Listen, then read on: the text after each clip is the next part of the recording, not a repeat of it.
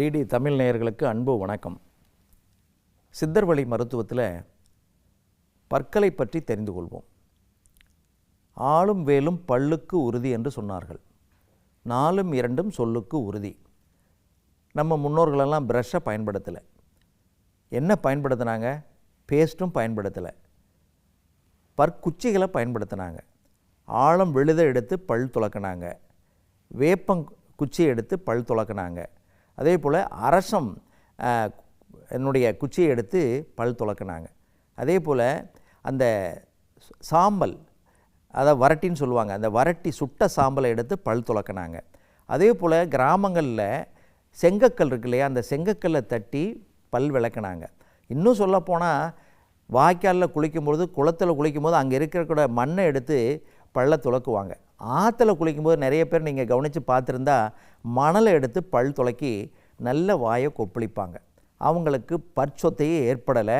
80 வயசுலேயும் 90 வயசுலேயும் எலும்பை கடித்து திங்கக்கூடிய அளவுக்கு பார்த்திங்கன்னா பற்கள் பலமாக இருந்தது. சொத்தை பற்களே இல்லை. அன்றைக்கெல்லாம் பல் டாக்டரே கிடையாது, பல் ஆஸ்பத்திரியும் கிடையாது, பல் டாக்டரும் கிடையாது. இவங்க போய் பல் செட்டும் கட்டலை.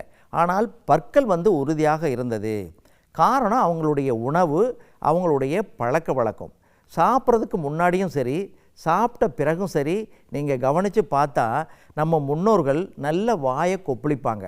சாப்பிட்றதுக்கு முன்னாடி நல்ல வாயை கொப்பளிச்சுட்டு அதுக்கப்புறம் சாப்பிடுவாங்க. சாப்பிட்டு முடித்த பிறகு என்ன பண்ணுவாங்க? நல்ல வாயை கொப்பளித்து விழுங்குவாங்க அல்லது துப்புவாங்க.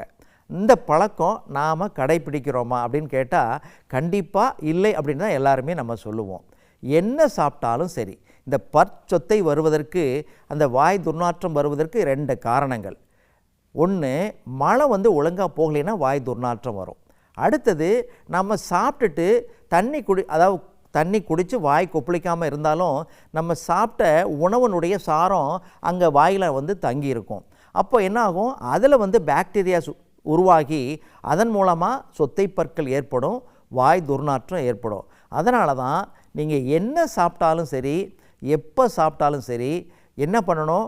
காஃபி டீ குடித்தாலும் சரி, தின்பண்டங்கள் சாப்பிட்டாலும் சரி, உணவு சாப்பிட்டாலும் வெந்நீர், அந்த இளஞ்சூடு லூக்வாம் வாட்டர்னு சொல்லுவாங்க, அந்த தண்ணி, சூடு பண்ண தண்ணியை நல்ல வாயில் ஊற்றி, வேண்டிய அளவு ஊற்றி நல்ல வாயை கொப்பளிச்சு, அதாவது 15 செகண்ட்ஸ்லேருந்து ஒரு 30 செகண்ட்ஸ் நல்லா கொப்பளித்து நீங்கள் விழுங்கி பாருங்கள்.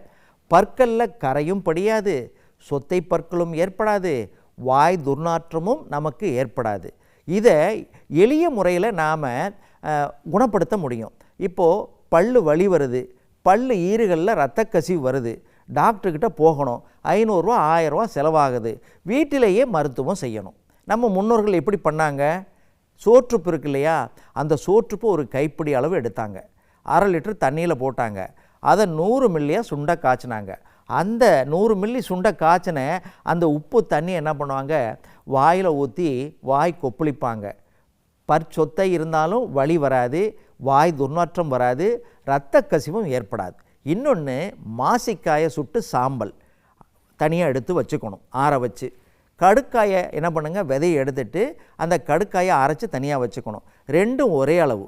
இந்த சாம்பல் 50 கிராம்னா கடுக்காய் பொடி 50 கிராம், ரெண்டையும் ஒன்றா கலந்து இதில் நீங்கள் பல் தேய்ச்சி பாருங்கள். பற்கூச்சம் இருக்காது, பல்வலி வராது, சொத்தை பற்கள் வராது, வாய் துர்நாற்றம் வராது. எளிய சிகிச்சை பல்லுக்கு. இதையே நாம் பயன்படுத்தக்கூடாது. இனிமேல் என்ன சாப்பிட்டாலும் தன் சுத்தம் மிக மிக அவசியம். வாயை நல்லா கொப்பளித்து விழுங்குங்க. இந்த பற்பொடிகளை நீங்கள் பயன்படுத்துங்க. பற்களை நீங்கள் பாதுகாத்து கொள்ளலாம். மீண்டும் ஒரு தகவலோடு உங்களை சந்திக்கின்றேன். நன்றி, வணக்கம்.